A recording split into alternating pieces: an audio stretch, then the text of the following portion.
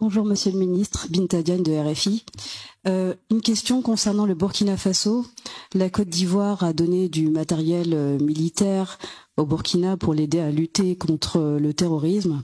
Je me fais la porte-parole d'un auditeur qui a une question à ce sujet et qui demande pourquoi est-ce que la Côte d'Ivoire n'a pas fait ce geste-là avant, sachant que les problèmes de terrorisme sont connus depuis un certain temps dans ce pays.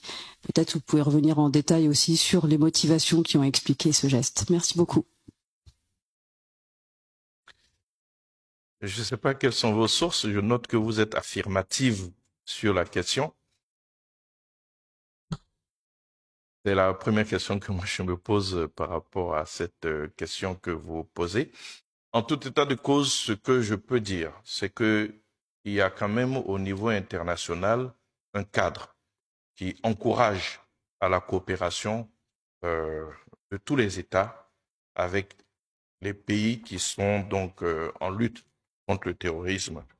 Il y a au niveau des Nations Unies, donc dans le cadre de la stratégie mondiale de lutte contre le terrorisme, des résolutions qui ont été prises pour encourager cette coopération. Même au niveau de la CEDEAO, il y a eu un protocole qui a été donc également pris afin de faciliter cette coopération entre États qui luttent contre le terrorisme. Et quand nous descendons à une échelle plus petite, vous avez l'initiative d'Accra qui regroupe un certain nombre de pays qui sont aux prises donc avec cette lutte contre le terrorisme. C'est autant de cadres qui permettent donc la coopération, parce qu'on le dit, c'est trivial aujourd'hui, aucun pays ne peut lutter seul contre le terrorisme. C'est un combat asymétrique qui nécessite donc une grande solidarité donc des différents pays. Et je pense que si la Côte d'Ivoire l'a fait, c'est dans ce cadre-là.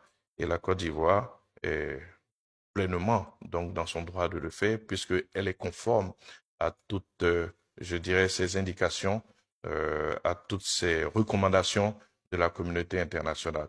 Je voudrais rappeler que le président de la République, quand il était à la tête de l'UEMOA, vous vous en souviendrez très certainement, avait facilité donc la fourniture de moyens aux trois pays que sont le Mali, le Niger et le Burkina, afin de leur permettre de faire face à la lutte contre le terrorisme.